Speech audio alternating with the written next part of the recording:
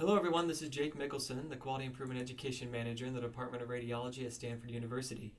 And welcome today to the Radiology Improvement Team Education Program. Today's topic is on communicating progress and results. To start off today's topic, I'd like to use the example of runners. Runners have a common goal. Their goal is to beat their personal record. In fact, anytime you talk to a runner, first thing they're going to talk about is their PR, or their personal record, and how they're doing in improving that, or what their next goal is in beating their own personal record.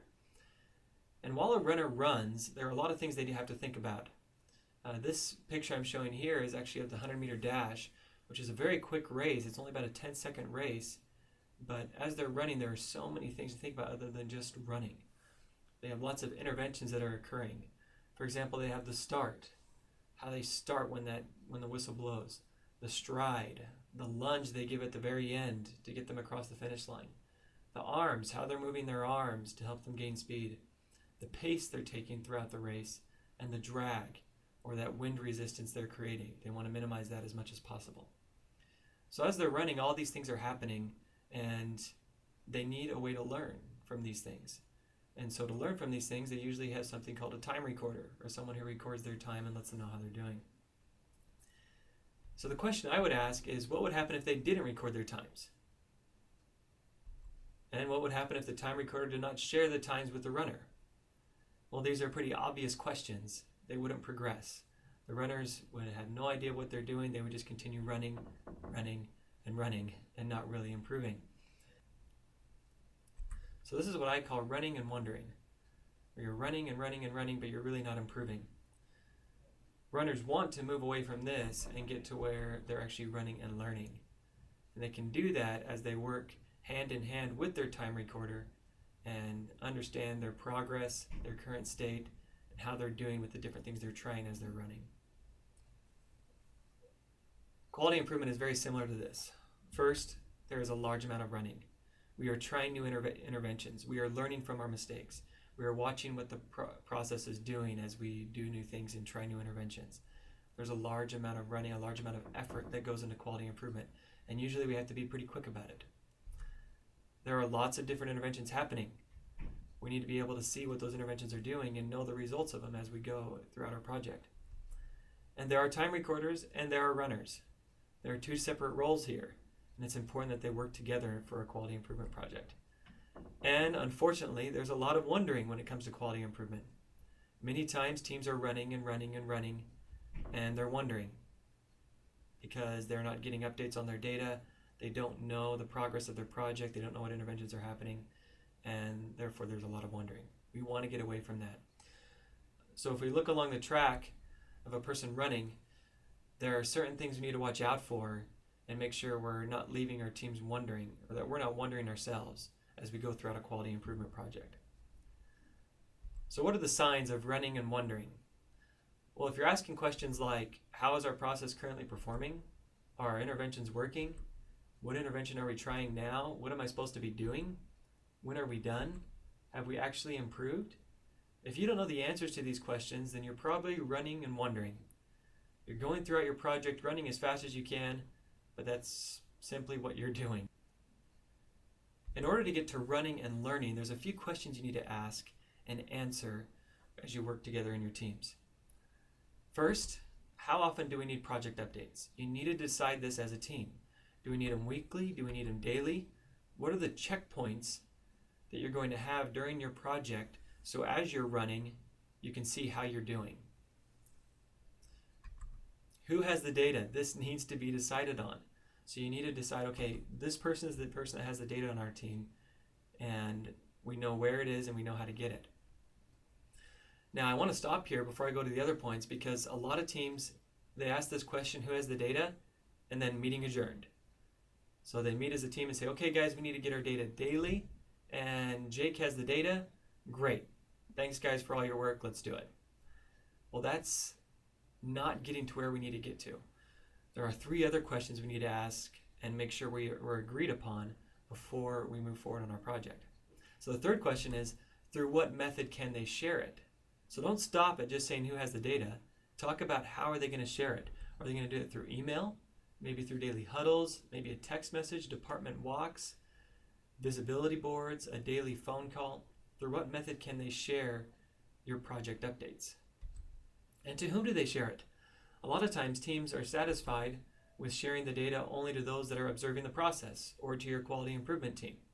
So they make sure they share the data to those observing the process, but they forget to share it to those who are actually doing the process, who are actually trying your interventions. Both groups are very important to seeing that data. And then lastly, what does the message include? So let me share some examples of what that message could include. So the first one, maybe an email. So this is just something you could send to your QI team, and you could copy your sponsor and your coach, simply call it your QI team update and give the date. And this is something you could share. You could say, okay team, here's our daily update. We're working on decreasing our MRI missed appointments. You can see our baseline was at 12%. Here are the data points for each week. And here are annotations showing where each of the interventions started. And then below your run chart, you could say, okay, here are our current intervention updates. So intervention 1 was a 2-day text reminder for patients. Lisa is to provide an email on current challenges with this by 2/9. The second intervention, new scripting for MRI schedulers. John is to expand the scripting to a larger group of schedulers by 2/15. And then you can also go into new interventions that are coming. You could say, okay, we're going to start doing daily reporting on missed appointment reason codes, and Julie is to start that on 2/15.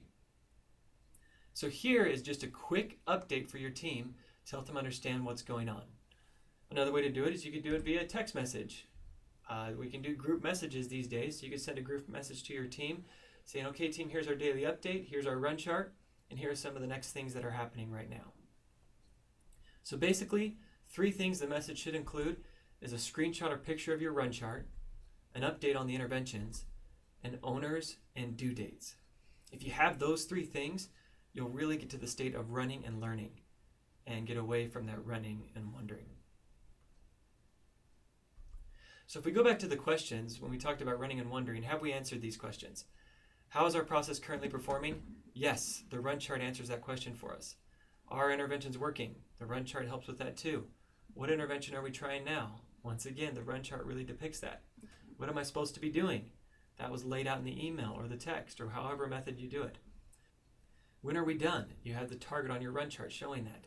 And then have we actually improved?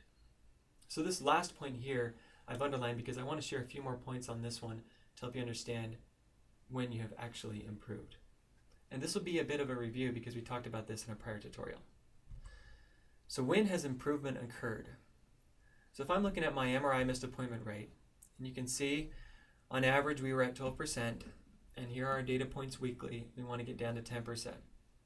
A lot of times what happens, and I have done this too, is a team will start to see points hitting the target and something like 1 or 2 weeks of good data, and they say, hey, you know, we need to start telling people, we need to start broadcasting this, that we've actually improved. And they'll tell the director of radiology, they'll tell the VP of the hospital, or they'll tell the chair, the department chair of radiology. And then what happens a few weeks later is they see this. And they find out that those 2 data points that they just told everyone about, they were just normal random variation. And this can be kind of awkward because then that director of radiology comes over and they say, hey, I thought you said you had improved. And you're going to have to humbly admit that no, it was just normal variation. So it's important to remember that before you start telling everyone that you actually have had improvement in your project, you need to make sure your data is showing that. So if you look at this graph and the MRI missed appointment rate, here are the 2 data points that we reacted to before. But before we told everyone that we have seen improvement, we waited till we saw 8 data points below our current mean. And then when we've seen that, then we can say, yes, we have a new mean and improvement has occurred.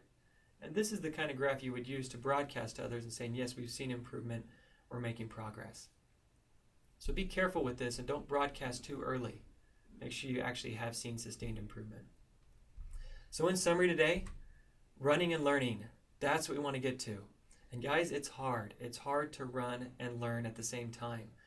But if we're using these types of methods, if we have someone dedicated to give us that data to see what happens every day or every week, And if we're giving it to the right people and we're doing it in the right method, then we will be running and learning and not just running and wondering. So decide on a method of sharing the data, decide on your frequency and to whom it will be shared. And when you talk about the frequency, more frequent is better, because the more frequent you report that data, the quicker you're going to be able to respond to the changes and interventions you're making in your project. And don't broadcast improvement until it has actually occurred. You can share your data with your team daily, weekly, or however you decide to do it, but when it comes to broadcasting it and telling people that you have improved, make sure that your data is showing that it actually has occurred. So thanks for your attention today. This is Jake Mickelsen, and this is the Radiology Improvement Team Education Program. Thank you.